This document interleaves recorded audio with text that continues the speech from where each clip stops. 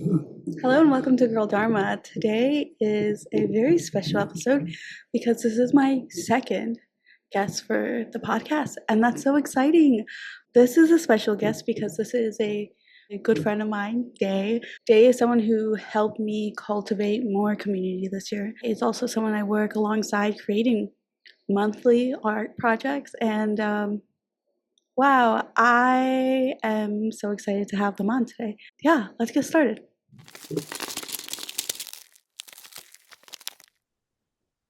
Okay, cool. Welcome to Girl Dharma Podcast. I'm really excited to have you on because actually, you know what? I think outside of Timothy, my partner, I think you're the first person that knew that I was like, I think I'm gonna do this thing. And then I gave up for a long time, but then I came back. So you were, I Oh my think, one of the gosh. first people that knew about it. And Thank now you for you're having one me. of the And that's first so few guests. exciting. Oh, I love Yeah. it. Would you like to introduce yourself?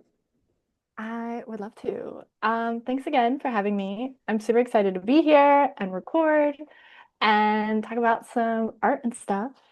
I just know that I need to at least say my fucking company's name. Like that's crazy. Definitely. Yep. They're gonna be Oh, like, they're gonna be like, and who? Okay, let's start again. Um, My name is Leela Day. I am an educator and artist. I founded Day and Night Studio in 2018 with the goal of liberating all people, whether that is through creating art, through decolonizing the nervous system, through embodied care or somatic healing. I believe that there is a way to get in touch with our inner being, our inner self, finding a way to connect our body and mind, which is ultimately always connected, but we found a way to disconnect it in our colonized world. So I focus on the nervous system through the lens of Tibetan Buddhism, through Taoism, through my own intuition and through my Caribbean ancestry. And I really allow for all of these practices to weave together for both individual healing and collective resilience.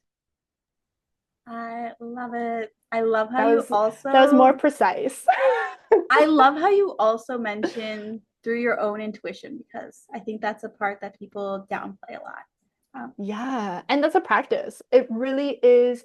And I guess I could have mentioned this prior, but there is that sort of connection of, little Lola that was mistrusting, and that's where the big intuition part comes into it. Because I trust myself sometimes more than I'm like, I don't even know how that's gonna work.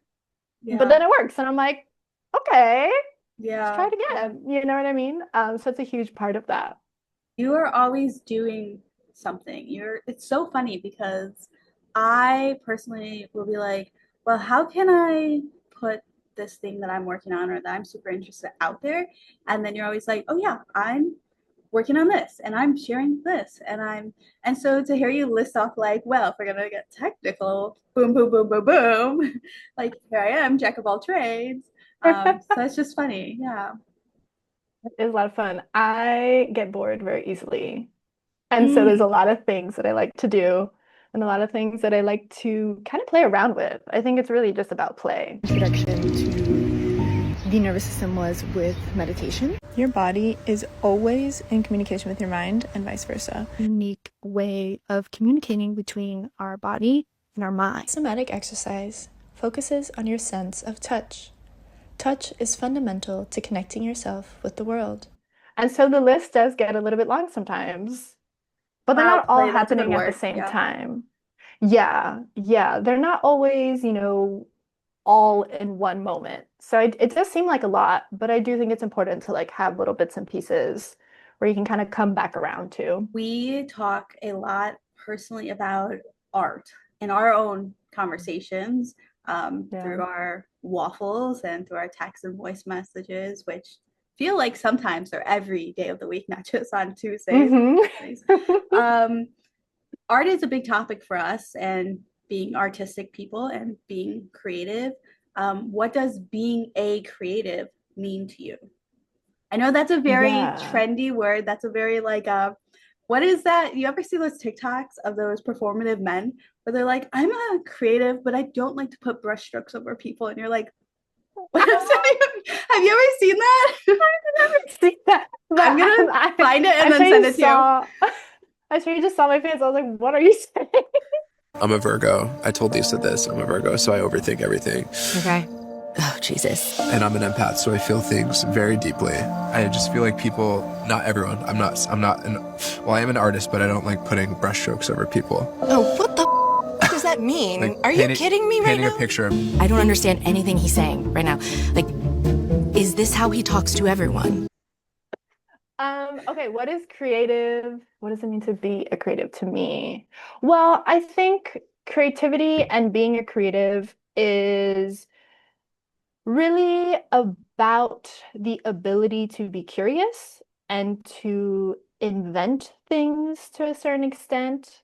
Um, I think a lot of times what being a creative is finding the contrast in things and Mm, finding that sort of in between sometimes. I hesitate to say equilibrium because I don't necessarily think everything is equal just because it's balanced. yeah. But being a creative is about kind of getting curious about inventing things in your mind and outside of your body. Wow, that was well put. I love the idea of like, oh, you're getting creative, like you're inventing things. You've got to be okay with inventing things and reinventing things over and over again.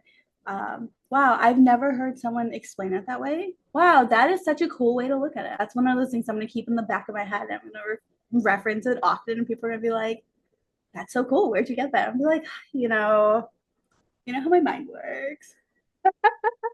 We have had a, I would say, a pretty consistent friendship, at least over the last this year, but we've known each other for a few years. We met at a meditation teacher training. I believe the year was 2021, Probably. correct? Oh, crazy times then, crazy times now. And so we did this 12-week training, and that whole process was really eye-opening, I think, for the both of us. And so Mm-hmm. what I really like about the way that we met was that I think the both of us and also everyone in the group that we were in were really exploring our internal self to a certain extent. And so it was a very vulnerable time to meet someone. And I think that that shows in the way that we have kept contact, whether that is more frequently or not. Yeah, I don't know. What do you think?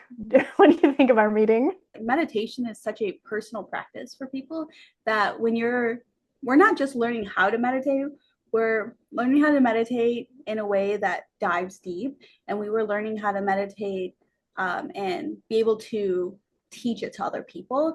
And so we're teaching it to these people who are also learning all the same skills as us.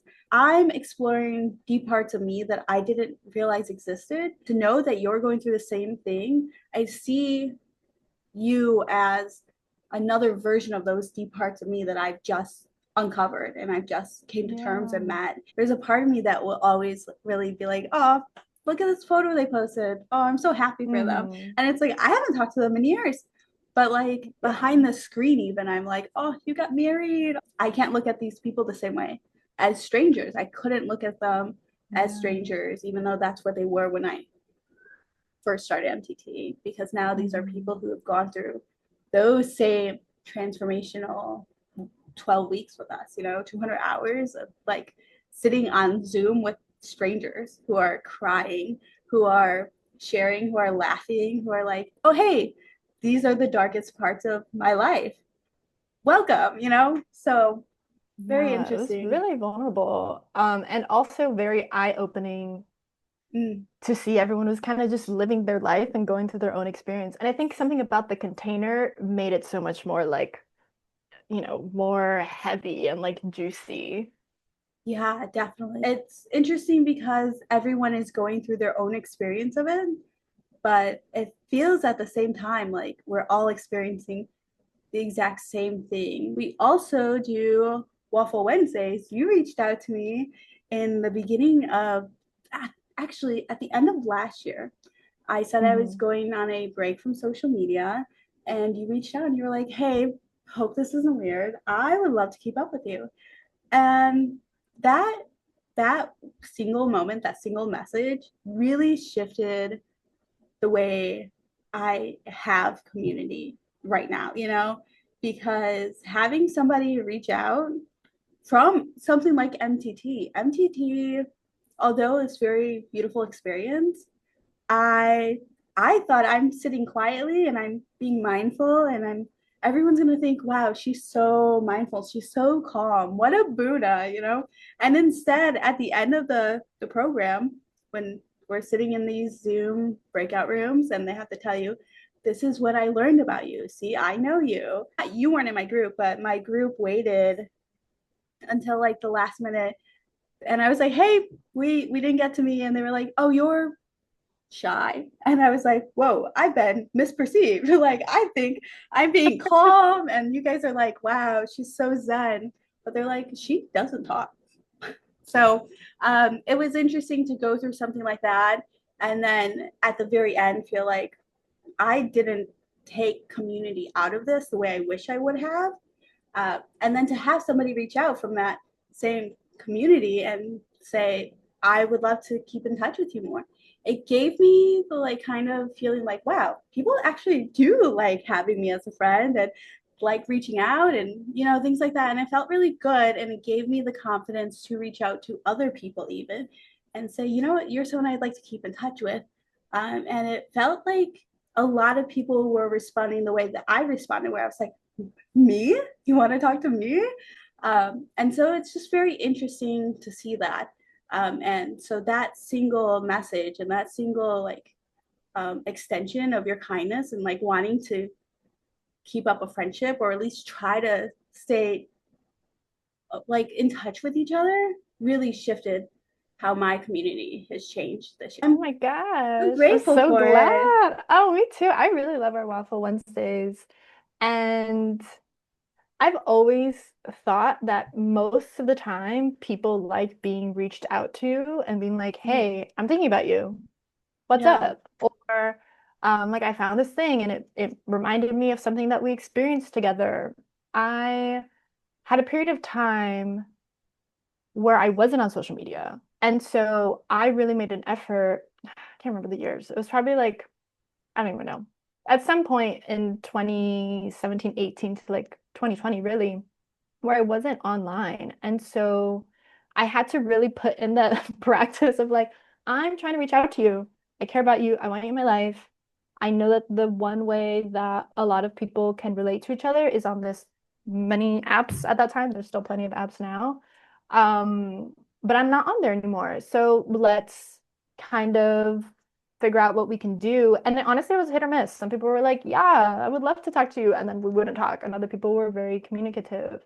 So I do think that I kind of went through a bit of a rejection phase prior. So I'm glad that when I reached out to you, you were about it and like you were on board. You know what I mean? Yeah. And that's great. It is a good feeling to have people just like know about you and like see you and experience your life. You know, like what's the point of doing all of this by ourselves? Because you literally can't, as much as you would want to.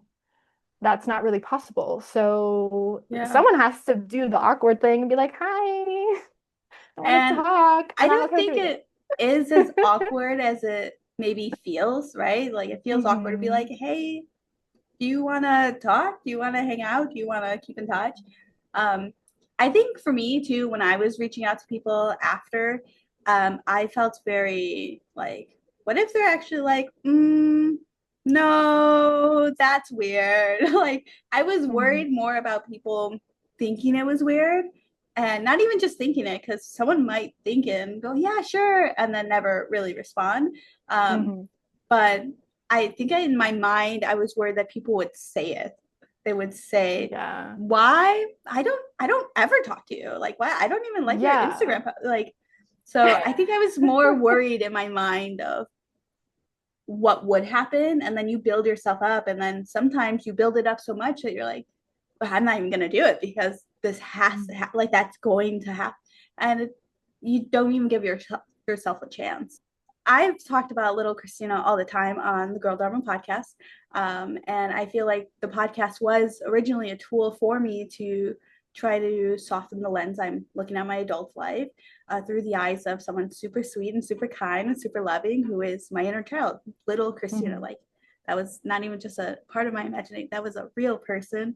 And I never met the little version of you, but there are glimpses, and we've shared through our conversations, and there are glimpses of little you sometimes in your art and in what you share. I would love for you to introduce little you and tell me more about them. Yeah.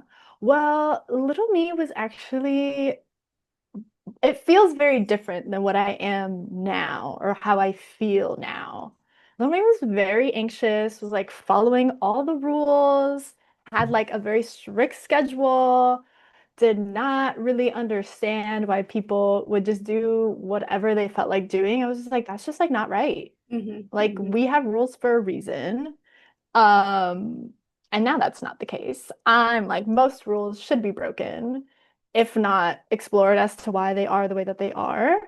But little me was really just scared. I feel like little me was worried and wasn't really sure where to get that confidence to either speak up or to try things differently. There was a period of time in like early high school, this isn't very little of me, but middle little of me that Middle. I just like middle little that made a sort of like a rule for myself where basically I had to say yes to everything. And this was before that like Yes movie came out.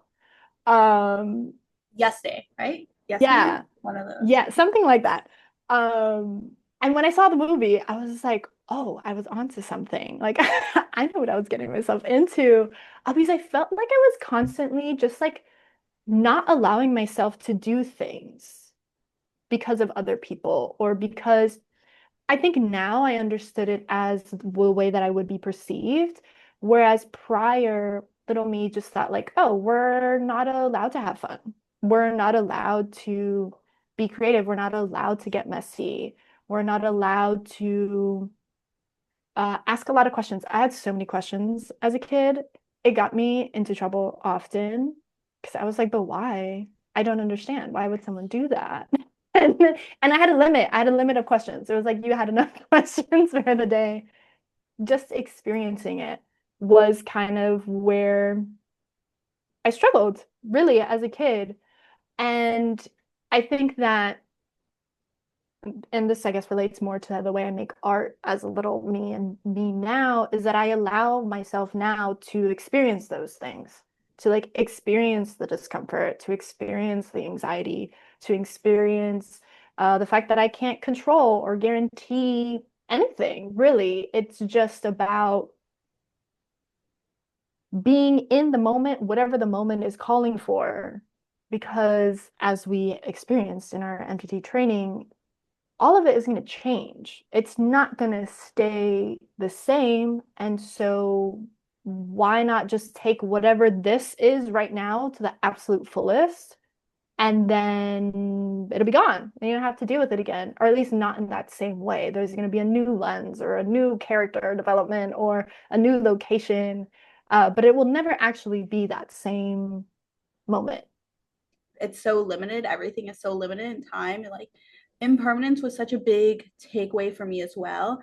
And it was the whole idea of like, do I live as though um, do I live as though death is certain, right? Do I love as though death is certain? Am I creating as though one day I won't have the physical ability to create anymore? That's very interesting. And it seems like that is the path you went on. It's interesting because I have moments on a weekly basis where I'm like, I can't believe this is my life, right? And I think that it can be interpreted in a lot of different ways. I can be like, oh my God, I can't believe this is my life. Like, this sucks. Or like, wow, I can't believe this is my life. This is amazing. These are so many really cool things that I get to experience. I think little me would be like, are you sure that's a good idea? Like, to be completely honest. But I do think that deep down, they wanted that, right? I wouldn't be experiencing life this way had it not been for a deep desire of me to want that at some point. I had been studying Tibetan Buddhism for a while. I've always found it really interesting. I felt like it was very empowering in the way that it kind of says, hey, like your worldview is your responsibility. The way that you move through this world is the way that you imagine yourself moving through this world. And so it was really cool seeing in that 12-week span of time, I got to see it through different lenses of other people. And so it was a reaffirmation of myself that those things are possible. And so I think there's multiple times in my life where little me got to experience those things over and over again. And so if they were sitting in front of me right now, they would be like, that makes sense. But I don't know if they would fully understand it. They would just be kind of like, whatever, bro. Like, I don't know how you did it, but I'm glad that you're there. As long as you're happy, I'm happy. It does feel like we're almost like becoming a promotional I know. video I know. Maybe for, we don't want to be a promotion. for MTT. This is not a promotional video for people to take a meditation teacher training. Instead, it's a promotional video because one day, Day and I are gonna have an artist retreat. Yeah. You can all come. And those are the kind of things we're going to talk about and really dive into. So don't be confused. Buy our thing. Don't buy someone else's thing. That's just a special interest that we have. That's the thing that we like. I think just being in a community with other people who are so willing to be cracked open, it does that. The more we share things that are taboo or vulnerable about our own lives, the more it makes people feel okay to share those things as well, to open up. Absolutely. And so I've been thinking about this so much since we brought it up, kind of. And the theme is based off of something that came up one time in a monthly art chat. So we do these like monthly art video calls, which have been so incredibly healing, and it's been so nice to practice art in this way. We do these monthly art chats where over a video call we choose a theme, and for the entire month we create an art project around said theme. So I have a whole playlist of all of our art projects, and you upload yours to your YouTube channel as well. But this came up in one of those conversations. Those are not recorded, but it was something along the lines of creative freedom versus creative pressure. So that's what I would love to dive into. Initial thought when it comes to freedom and really liberation work in general is we as a people are not free until everyone is free. And so in the sense of creation, I think are we really free if we're striving to get out of freedom, or rather out of oppression? Does that make sense? Yeah, definitely. And I think a lot of the times that in our own ways becomes this pressure to like, okay, this needs to be like this. And if we're working towards liberation, whatever kind that looks like, that sort of pressure, or in this case, it would be considered, I guess, oppression, to fit a mold, to look a certain type of way, to get a certain outcome is going to inhibit that actual freedom that we're actually striving for in the creative process. I think that's a very important way to put it, and I think that's very important to talk about. I think we have the tools now where we can either claim ignorance on them, or we can be like, actually, let's talk about this so that this is the only way we can help. Thank you. Yeah, I think that sorry. That's okay. I do believe that in the process of liberating all people, there needs to be a role of art and creation. And I say needs intentionally because I think it's a part of the process. There's only so much theory that we can really learn about and go through and revisit. We need to put action. And to me, that is very easily done through art, through being creative. Everyone has their own way of doing that. But to me, Yeah. that is very important. And that I feel it definitely overlaps in my life. And so I definitely encourage people to do that because one, it's going to make you feel better. And two, it helps other people. So it's a Yeah. win-win. There's really no way about it, in my opinion. Yeah, yeah, definitely. Wow, I agree. I think art in this aspect is incredibly important. I also see a lot of rhetoric online, and maybe you also see this, where there will be people saying, keep politics out of art.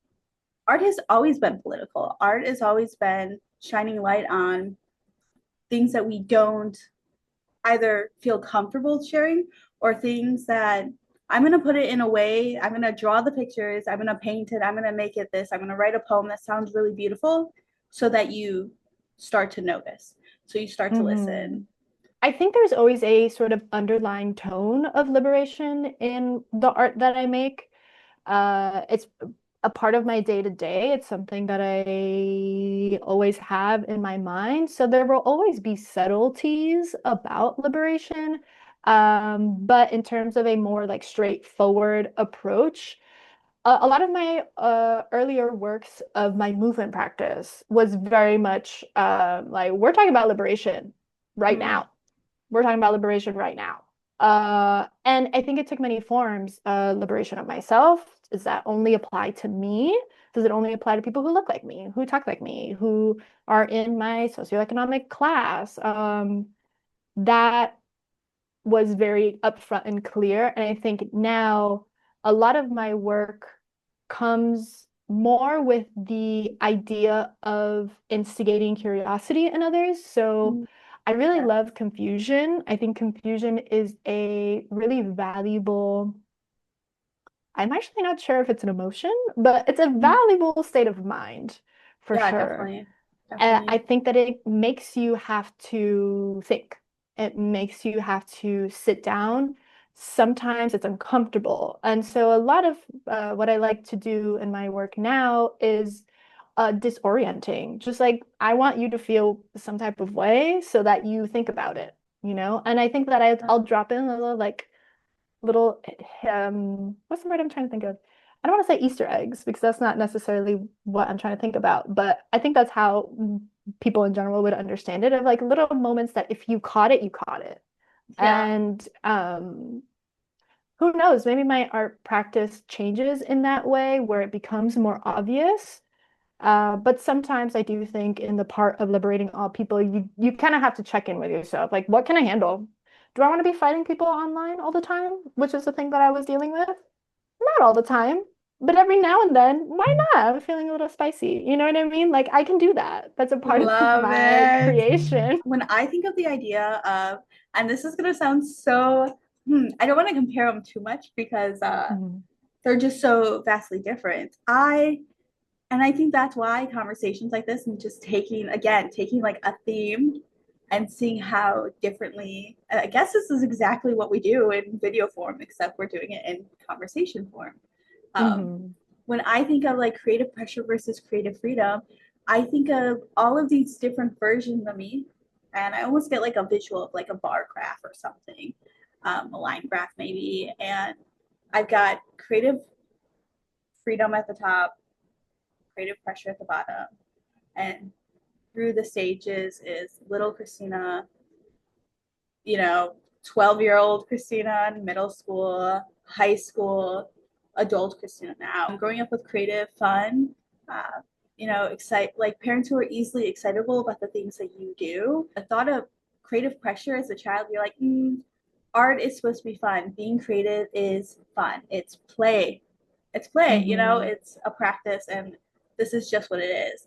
And it wasn't until I think towards those you know, younger teen ages. It was more kind of around that idea of like comparison is the thief of joy.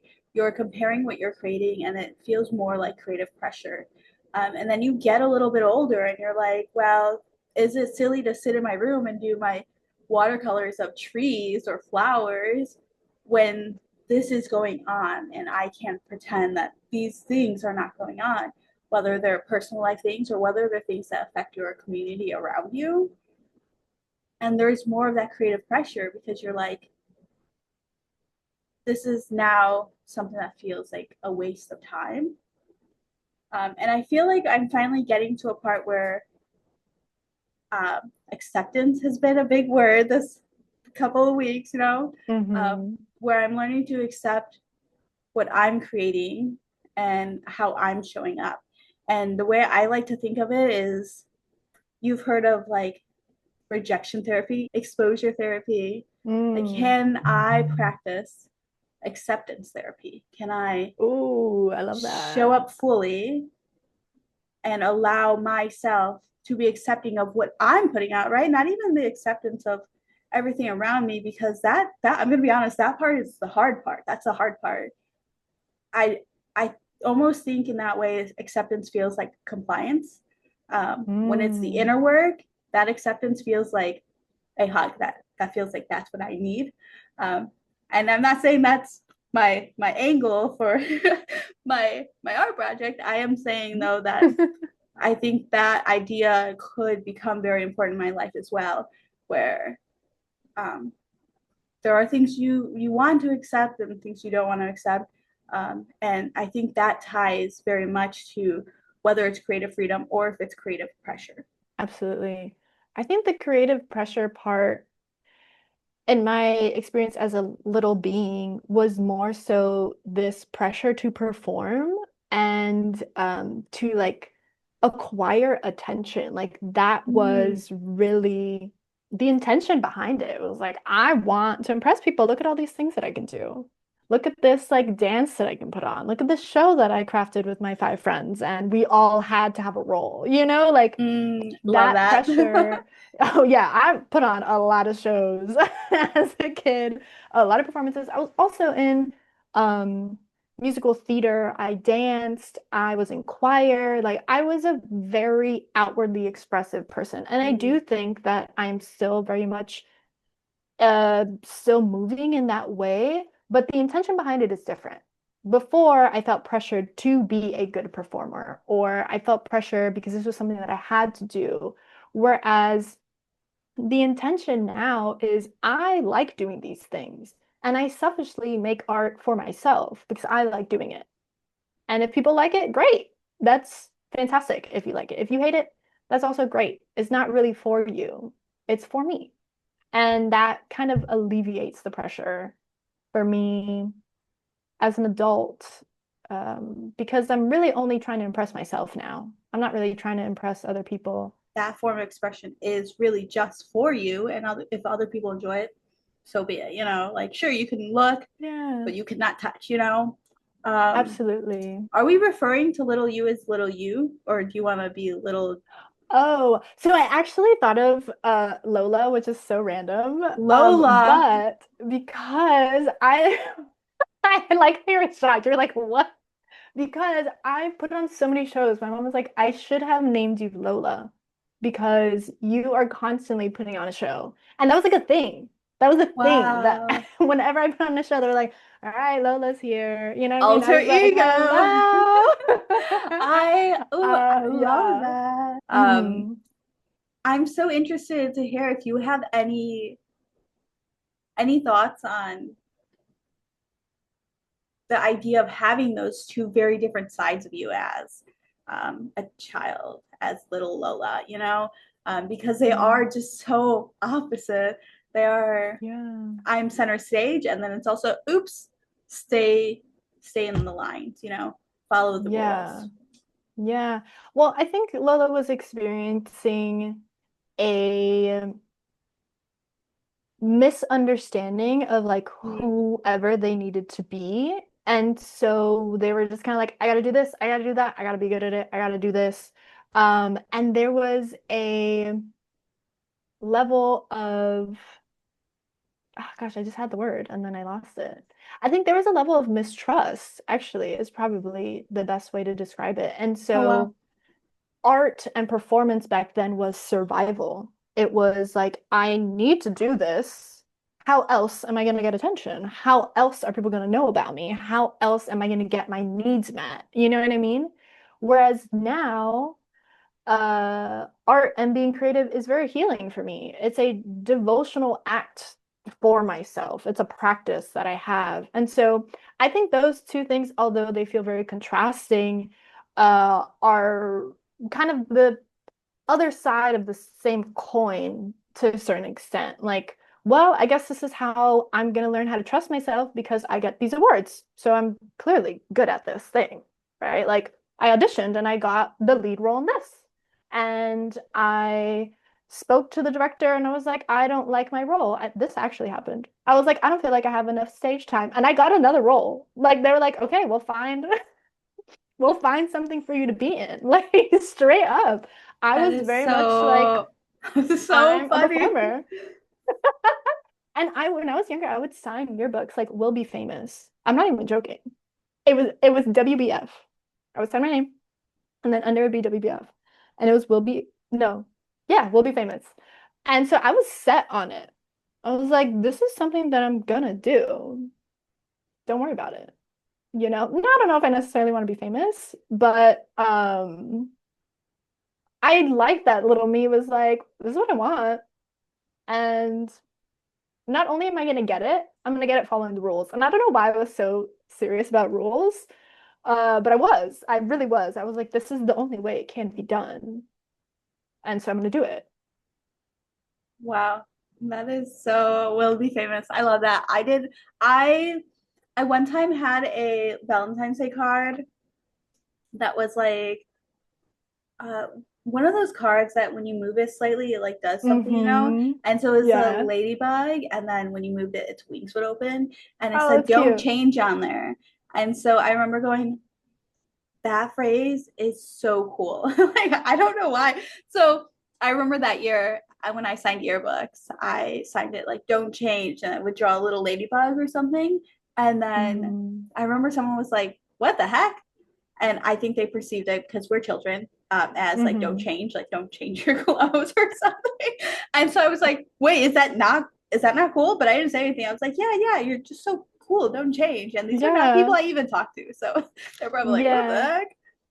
Yeah, no, I Yeah. wish I would have signed something like "Will Be Famous" because I was like, look at me. Wow, Yeah, I that's don't know so. why I got that. I just did. I was like, this is it. I And I love will it. say that it was very celebrated for me as a kid to be odd or to be strange in a palatable way. And I think that Mm, that's why the performance part was big for me because it was like, well, you can be someone on stage, but that's not who you are, right? Like you can be this or that. And something that I experienced a lot as a child, which was really inappropriate, was I was overtly sexualized as a kid. So I would do these performances or these plays, and I was always the sexual person. And to me, I think that was my version of breaking the rule, right? Because I could be something on a stage that I wasn't, or at least I wasn't at that time, right? Like I didn't understand what those things were. And so that was really celebrated. Like not the hypersexualization, I don't think it should have been, but the idea of putting on a mask or a character for a moment, I guess in some ways allowed for me to release stress of like needing to be perfect and anxious all the time. I, again, the opposite. I think it's so funny because there's so much of what we talk about now in our personal messages and chats where I'm like, me too, me too. And same for you. You're like, me too. Mhm. So much of that it's so funny to think of little Lola and little Christina being like, not me, not me. I was very I was a rule follower in the sense of like I knew what I guess I could get away with, but I would never try something with my mom or dad because I love them so much. Why would I ever break their rules? And I would Mhm. accidentally break rules or a lot like, or I would cuss and I wouldn't realize it was a cuss word. I had this very vivid memory even today where my dad had a friend and he said something and I repeated it and I was like, yeah. And I was like 5 or something. And my dad was like, oh, I forget his friend's name, but he was like, oh, great, thanks. And he was like, you can't say that. And I was like, Mhm. but he said it. Like, what?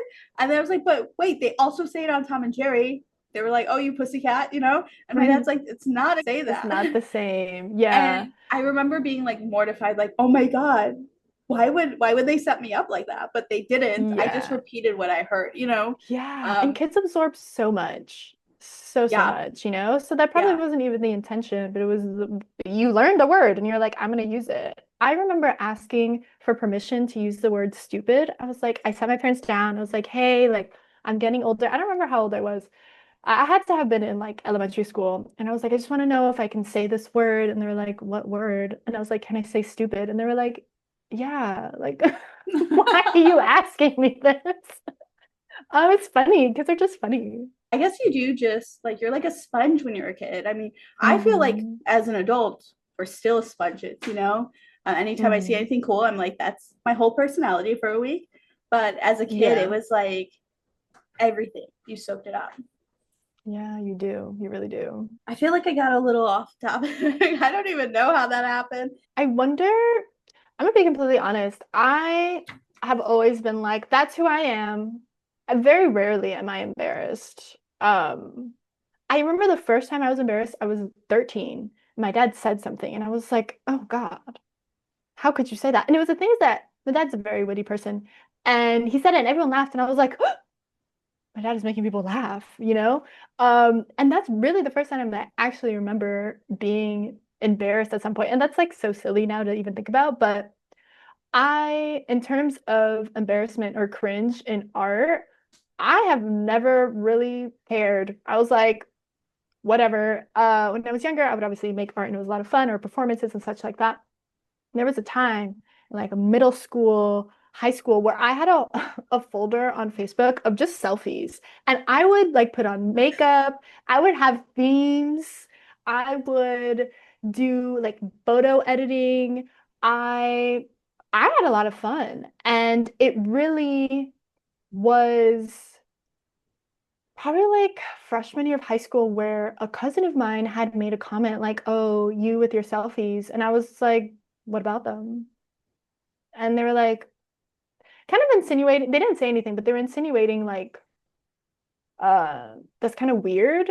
And because it was Mm, so celebrated for me to be a performer, to be weird, I was just kind of like, you just don't get it. Like, you don't get mm. it. That's not my problem. You don't understand the vibes. Don't kill my vibe I love because you that. don't get it. You know what I mean?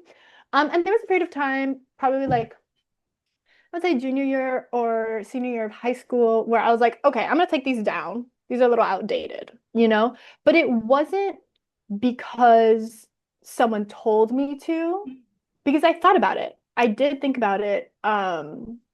And I was like, when that one family member was like, what is that about, dude?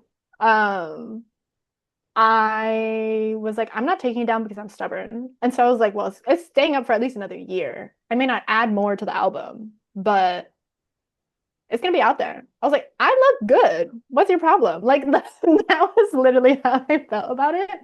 And so I really haven't had that sort of cringe or embarrassment factor to my art. And I do think that that has allowed me to make bad art.